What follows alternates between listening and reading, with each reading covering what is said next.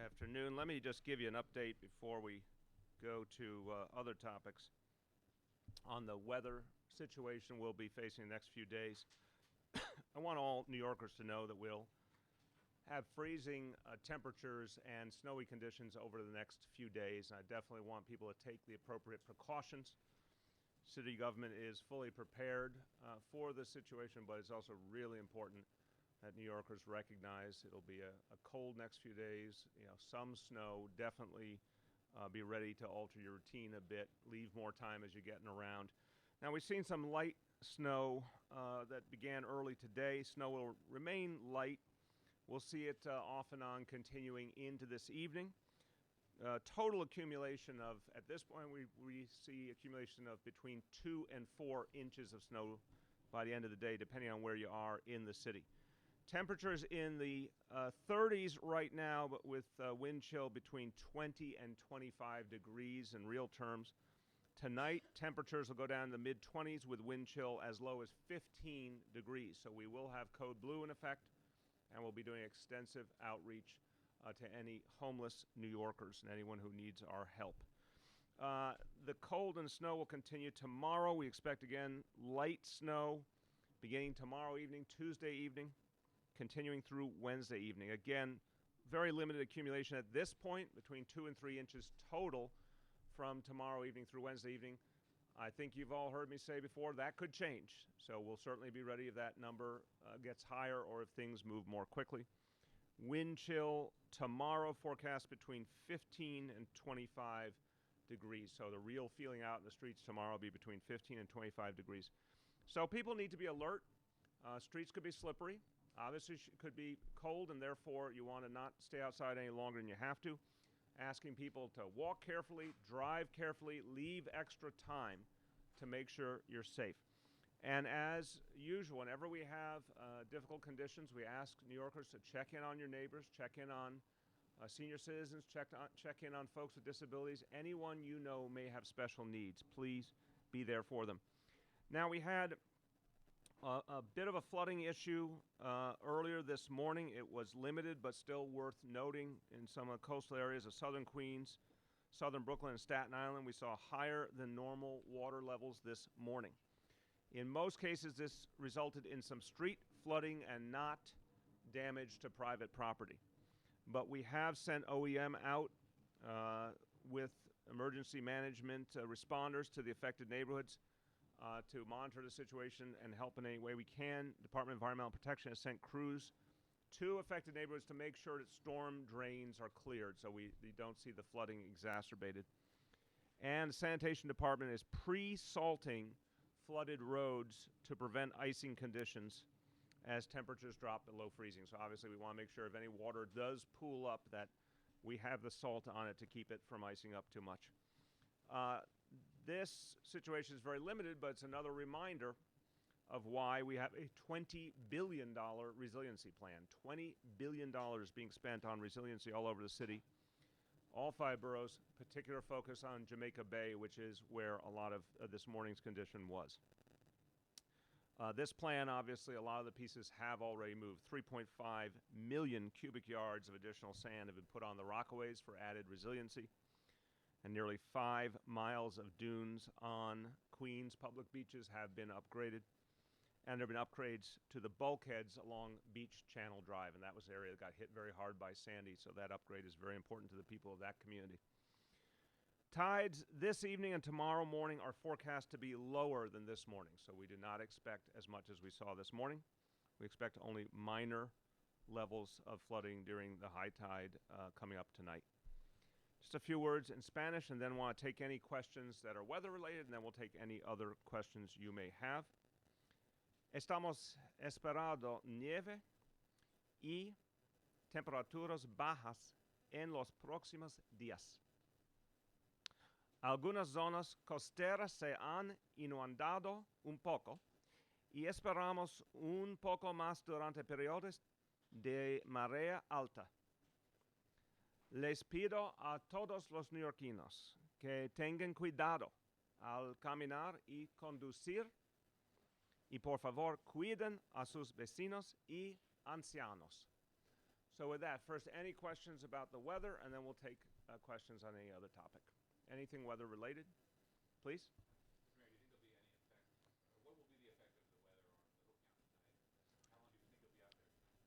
First of all, I do not expect much of an effect on the hope count based on what we know at this moment. I think we'll get a good count. Now, I would emphasize that our new Homestat initiative will include a constant count of people on the street, and we think will be a much superior resource to what we do in the annual hope count. So the hope count is a good thing and a helpful thing. It's a national standard. I'll be joined tonight by HUD Secretary Castro, which will be a great honor for this city. Thank you. And it does give us an important vantage point. But our new effort through Homestat, I think, is going to give us a lot more information going forward. Yes? One of my staff, who is Chinese speaking, Tommy Lin, was helpful to me in my pronunciation. I have work to do, though. Yes?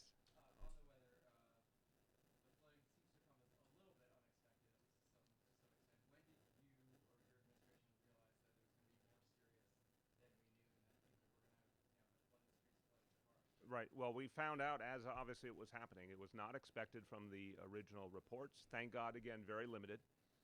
But I want to make this very clear. We are in constant contact with the National Weather Service. That's the best predictor we have.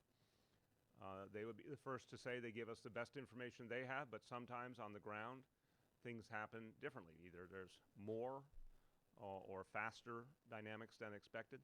So we had not seen that potential. Thank God, again, it was limited. But we wanted to let people know that from what's being projected right now, we do not expect a repeat tonight. Any other questions weather-related? And then we'll open up to other things. Going once, twice, anything. Go ahead, please.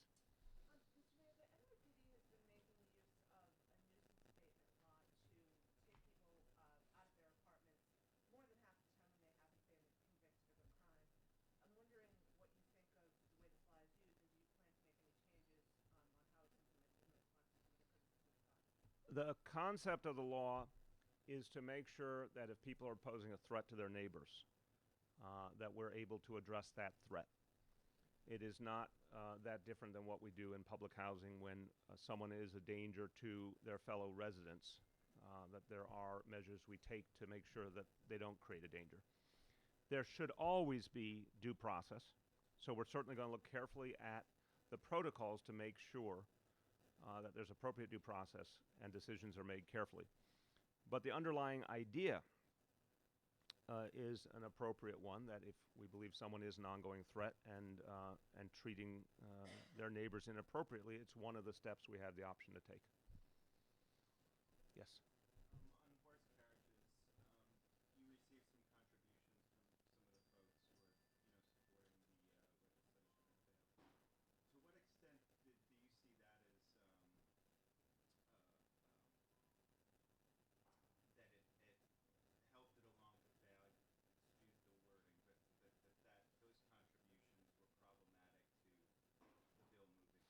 I don't think it's an issue, and as you know, there was a vote set.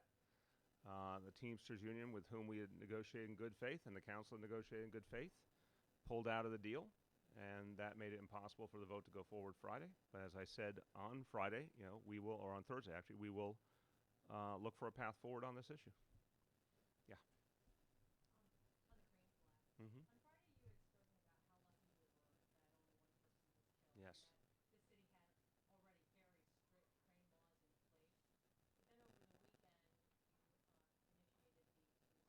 Mm-hmm. Well, both pieces are true, meaning, the last fatal collapse that we had on the site that was monitored by the city was 2008. And there was a series of reforms that were made at that time that I think really did have a good impact. They were done in the previous administration, but obviously the proof's in the pudding. Even through a construction boom, we did not see an incident like this. We will not know until the investigation is complete what exactly caused this accident.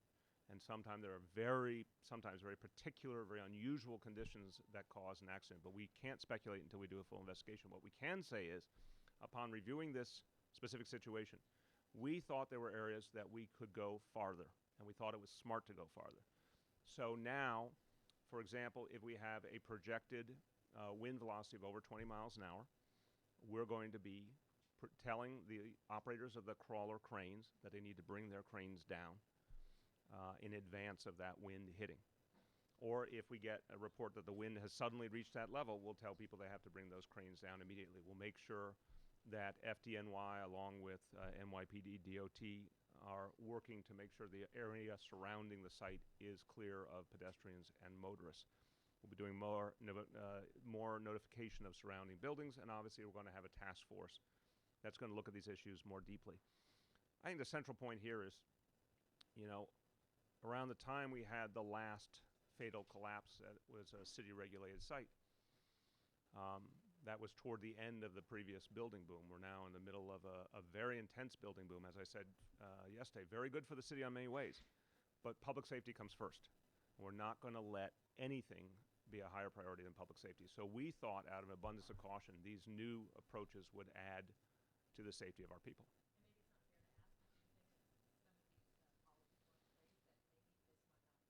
Well, we just, again, it's not appropriate to say what happened until we know exactly what happened.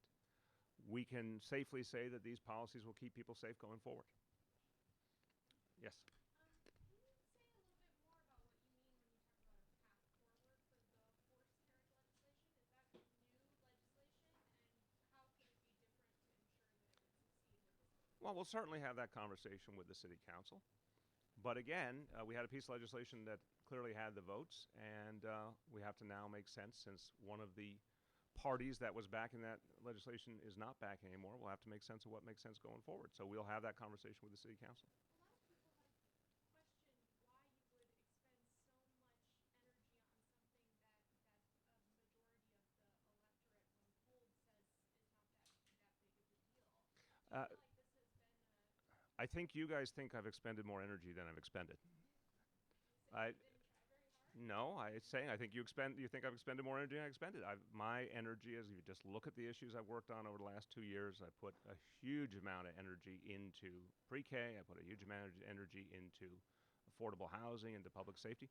Certainly, I think this legislation is necessary, but I think you guys are interpreting in ways that don't reflect the reality. Yeah. At the risk of belaboring the forced carriage thing. Please, why shouldn't we? If you haven't reached a new deal or succeeded in coming to a compromise solution that everyone can agree with, do you see this being a part of your platform for re-election? I believe exactly what I've always believed. Yeah. You all really need to think about what's important, but go ahead. The Transport Workers Union has now asked for an investigation into what it says is your relentless quest to kill the horse carriage industry. Asked for an investigation from the Campaign Finance Board and the State Attorney General. No, it's foolish. It's just foolish. I have disagreements with that union because we are trying to protect the lives of New Yorkers, and they obviously have disagreed with our Vision Zero strategy. I have disagreements with them that they're talking about now on affordable housing. I'm very proud of the efforts we're making to create affordable housing for New Yorkers, and I think it's just politics. Yes? What do you think of the process that was used to select a successor for Sheldon Silver? There's been some criticism that people close to him influenced the process too much. Do you agree with that? I haven't paid enough attention to the situation. This is about the implicit bias training. The president of the Sergeants Benevolent Association says that this is just a way to cover up the backsliding quality of life here in New York City. What's your response to that? Why do you believe it is so important? Quality of life in New York City is getting better. I don't know what city he's living in, but in our city, quality of life is getting better. We outlined a lot of that in the State of the City speech. I don't know what standard he's using. By my standard, 220,000 more jobs in the last 2 years, crime down, test scores in our schools and graduation rates going up. That's quality of life improving, and we're very proud of the new initiatives like a Clean NYC that are going to make our streets cleaner. Implicit bias training is necessary. Look, every one of us has biases. Every single one. We're humans. And the difference is that our public servants, and I count myself among them, have to work hard to make sure that no bias seeps into the work we do. And obviously, for those who protect our safety, is particularly important. So this is an approach that has been proven to have a very helpful impact in terms of helping officers understand situation, helping to de-escalate, which is so much of the focus that Commissioner Bratton has put into the training initiative. I think it's smart. I think it's going to protect our officers and lead to de-escalation of conflict. So I think it's absolutely the right direction to go in. Two more questions. Mr. Mayor, there's a conference of mayors today in Albany. You're not there. Can you talk about the decision to stay in town and why you didn't attend? Just we had a lot going on now that we had to take care of. Mr. Mayor, questions have been raised about the training of crane inspectors and as well as crane operators in New York City. Is that part of what you're looking into here? A couple of different answers. So in terms of this particular incident, the individual who was running the crane was highly certified, a union member, I mean, someone who clearly was very capable. But we're going to look at the whole situation very objectively, obviously. But on first blush, that's not, nothing gives us a reason to believe that was the particular problem here. There is a separate issue about what level of certification makes sense going forward. There's a legislative discussion going on. We'll certainly be a part of that. But what we're going to say is to this task force is to look at the whole situation, a group of experts to figure out, given what's happening with the amount of building in this city, given what's happening with technology, and new technology that hopefully makes the process better and safer, how should we approach things going forward? And we'll look at the whole picture, so it certainly might touch those issues as well. Yeah. Jerry Lugar there out of building phase construction phase council said today that 421A shouldn't be renewed without a prevailing wage agreement in there. I'm just wondering if I can get your response. I feel the same thing I've always felt. We have an obligation to create affordable housing. 421A required reform. The previous approach was not right. We needed a method for creating affordable housing that was more fair to the taxpayers, that came with fundamental reforms, including not subsidizing luxury housing on a vast scale, which is what the previous 421A was doing, and would give us a lot more affordability. Now, I think there's still a path to get to something like that.